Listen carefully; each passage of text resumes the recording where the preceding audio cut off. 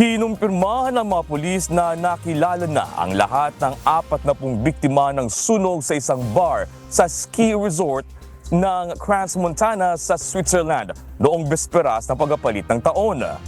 Ang mga nasawi ay edad 14 hanggang 39, kabilang ang 15 minor de edad, habang 119 pa ang nasugatan na karamihan ay may malubhang paso.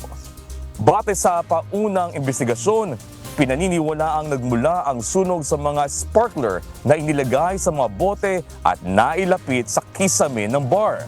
Nagsasagawa na ng investigasyon ang mga otoridad laban sa mag-asawang namahala sa bar na pinaghihinalang sangkot sa kapabayaang nagresulta sa pagkamatay at pagkakasugat ng mga biktima.